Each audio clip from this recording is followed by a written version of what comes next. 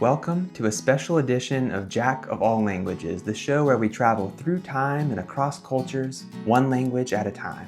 Today we talk about a very special language from a very particular place. Only I don't know what that place or that language is yet.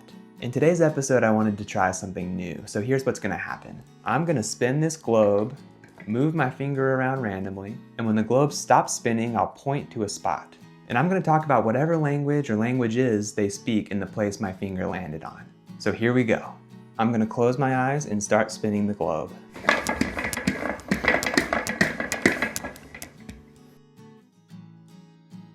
Okay, we ended up right here in Belize in Central America. So they speak English there now, but what I want to do is look into what languages they spoke in Belize historically and what else we might want to know about the linguistic landscape of Belize. I'm back after doing a couple hours of research on Belize and its languages. And the truth is, I learned a ton of cool stuff that I didn't know before, and I'm excited to share what I learned with you all. So let's start with some basics. Belize is a small country in Central America, tucked between the Spanish-speaking countries of Mexico and Guatemala. Belize therefore has a lot of Spanish speakers, but the only official language in Belize is English. The country's history, as you may have suspected, is tied up with the colonization of the Americas by European nations, in this case the British. Belize was actually the last British colony in the American mainland to gain independence, which it did very recently in 1981. And for much of the nation's colonial history before that, a significant portion of the nation's population was made up of enslaved Africans. The languages spoken in Belize, unsurprisingly, are connected to the various ethnic groups that make up the country. In the past, English-speaking Creole people of African and British descent made up the majority of Belize's population. Members of this group often speak both Standard English as well as a super interesting language called Belizean Creole, which we will come back to in a few minutes. War and political unrest in neighboring Spanish-speaking countries Guatemala, Honduras, and El Salvador in the 70s and 80s led to a wave of migration into Belize from those countries. And now the Mestizo people of mixed Maya and European ancestry are the largest ethnic group in the country, of course bringing their Spanish language with them. The Maya people in Belize continue to speak Maya languages, including Quechua, Yucatec, and Mopan. These languages are super interesting as well, and we'll talk about them today too.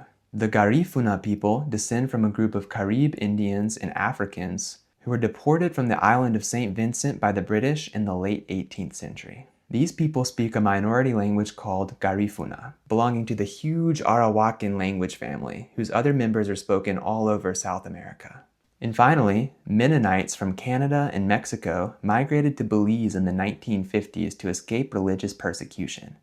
They brought with them a fascinating language called Plautdietsch, an archaic variety of Low German that developed as a distinct dialect back in the 16th century, was brought to Russia by the Mennonites in the 18th century, and was subsequently brought over to the Americas in the 19th century. Plautdietsch literally means flat German, but the German label there is a little bit misleading, because it's actually closer to Low German dialects spoken in northern Germany, and in fact closer to English and Frisian than it is to Standard German. Now what I want to do is take a closer look at a couple of these languages I've mentioned, starting with the lingua franca of Belize, Belizean Creole. While English is the official language of the country, Creole serves the important linguistic and cultural function of being the common language for many of the nation's distinct ethnic groups. To me, it's such a fascinating language, so let's look at who its speakers are and what are some of its characteristics. Belizean Creole is a creolized variety of English, spoken by about half of Belize's population, or around 180,000 people according to the 2022 census. And even though the Spanish-speaking Mestizo population now outnumbers the Creole population of Belize, the Creole language continues to gain popularity as a spoken language, even gaining speakers outside of the Creole ethnic group.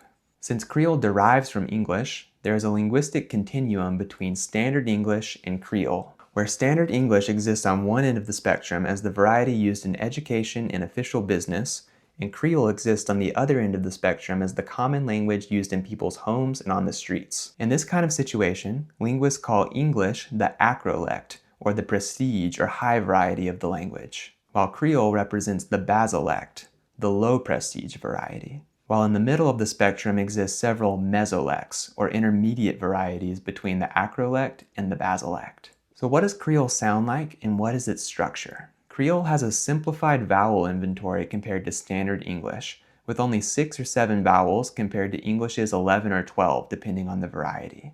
This means that the distinction is lost between many words like bit and beat, which might both sound like beat, or foot and food, which might both end up sounding like food, and bed and bad, which could end up sounding like either bed or something like bad. Creole does not typically have the schwa vowel that is so common in standard English, the sound in about or sofa. Creole is also non-rhotic, meaning that the letter R is not pronounced unless it's followed by a vowel. So car becomes ka, and hard becomes hod. Consonant clusters are also rare at the ends of words, meaning that words like disgust and accident become discos and accident.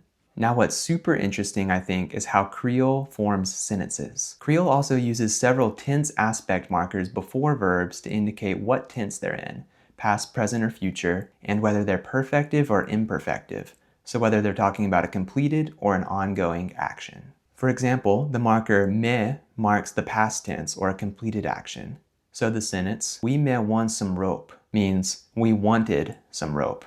Similarly, the future tense is indicated by the marker wan. So to say, I will go to town, you can say, I wan go to town. There's a lot more we could say about Belizean Creole, and I've linked a website below in the description where you can read about more of these interesting aspects of Creole grammar and some example sentences. But now let's move on to our next language, the Quechua language. Quechua is a Mayan language spoken by about 500,000 people, mostly in Guatemala. In Belize, there are about 23,000 Quechua speakers, and most of these live in the district of Toledo, where almost half of the local population are Quechua speakers. So how does this language sound, and what are some of its common features? Quechua distinguishes between short and long vowels. So for each vowel, there's a short version, a, e, I, o, u, and a long version, a, e, I, o, u. And then there are several diphthongs as well. Quechua also has a really interesting group of consonants called glottalized or ejective consonants. What this means is that as you pronounce these sounds, you produce a quick, almost explosive puff of air. In writing, these consonants are marked with an apostrophe, like this. I'm obviously not a Quechua speaker, but to give you a rough idea of how these consonants sound, I'll pronounce a few of them with their non-glottalized counterparts, using the vowel ah. Ka, ka, cha, cha, ta, ta. Again, I'm sure I don't have the pronunciation exactly right, but that's the gist of the ejective sound. Quechua is also a really interesting language in terms of its grammar. It is an ergative absolutive language, meaning that the system we have in English or Spanish, for example, for marking the subject and the object of a sentence is completely different in Quechua. The best way to explain this, I think, is through some examples. So in English, we always use the nominative form for the subject of a sentence. So for the first person singular, that would just be I. I is a nominative or subject pronoun, while me is an accusative or object pronoun. We can say, for example, I eat, where I is the subject of an intransitive verb, meaning there's no object in this sentence. We can also say I eat it, where I is the subject of a transitive verb, meaning the verb has an object it refers to, it. And we can say it eats me. Maybe it is a crocodile or a tiger or something. So here it is the subject of a transitive verb, and the object is me. In ergative absolutive languages, the system is kind of flipped. Instead of always marking the subject with the same case or form, now we have a form that is used to mark both the object of a transitive verb and the subject of an intransitive verb.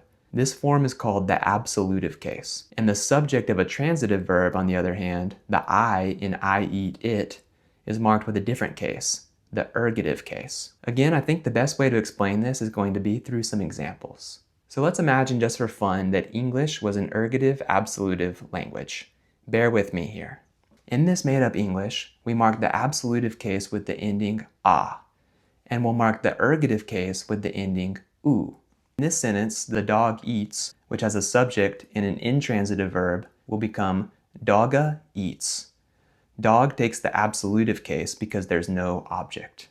But the sentence the dog bites the man, which has a subject, a transitive verb, and an object, we would have to say dogu bites manna, where dog takes the ergative case, and man, the object of the verb, takes the absolutive case. Alternatively, to say that the man bites the dog, we would say Manu bites dogga, because now dog is the object and would get the absolutive case. Okay, that was fun for me. I hope I didn't scare too many of you off with all the grammar talk, but hopefully the ergative absolutive variety of English that we made up helps to explain how these kinds of languages work. And obviously this is a simplified example, and the real system is a bit more complicated than that. But now, let's take a quick look at two more languages spoken in Belize. First, we have the Mopan language. Mopan is also a Maya language, and so it's related to Kekchi. When you look at the pronunciation of Mopan, you can see a lot of similarities to Kekchi. Mopan is spoken by about 11,000 people in Belize in the districts of Cayo, Stan Creek, and Toledo, and by another 2,000 people in Guatemala. Like Kekchi, Mopan has long and short vowels, but it has one extra vowel that Kekchi does not have, and it's a similar vowel to the schwa in English. That vowel we mentioned earlier that you hear in the beginning of about. Also like Kekchi, Mopan has the ejective consonants, like the k-a and the ch-a sounds that I tried to emulate earlier. In terms of grammar, one interesting thing about Mopan is its use of numeral classifiers, which get added on the ends of numbers.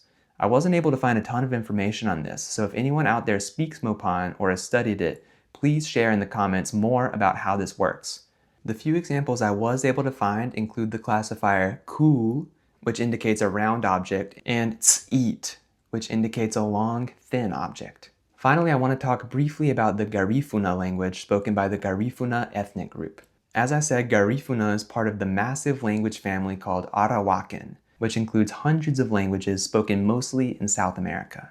Garifuna is spoken by about 200,000 people in total, but only 7,000 of those speakers live in Belize. One of the most fascinating aspects of this language is that historically, there were two different versions of the language, with different vocabulary, one spoken by men and one spoken by women. It was a kind of sex-based diglossia, in which the two different languages were used by the Garifuna societies in different contexts. Diglossia is common in places where one language is used in daily life situations and another is used in more official situations, for example. But I had never heard of a situation where diglossia existed based on the sex of the speaker. In fact, when missionaries arrived in the region in the 17th century, they reported that two different languages were being spoken by the Garifuna people. What they called Carib was spoken by the men, and what they called Arawak was spoken by the women. Labeling them as two different languages may not have been very accurate, but the idea that there were two different varieties spoken by the different genders seems to have been true. Today, this split is no longer present in speech except for in a few words. For example, men and women sometimes use different words for the first person pronoun I, with men saying ao and women saying nugia. And, interestingly, certain abstract nouns, like the word day, are often considered grammatically feminine by men, but grammatically masculine by women. That's all for today, folks. I would have loved to talk about some of the other languages spoken in Belize, especially Plaut Dich, but that is probably best left for another day, because there are Plaut Dich speakers all over North and South America, so we could probably do a whole episode another time on that language. Thank you so much for watching. In the comments, let me know whether you like this format or not, with the globe and selecting a random country to talk about. I definitely had fun researching and making the video, but I'd love to know your thoughts. And make sure to subscribe to my channel and like this video if you enjoyed it. Until next time.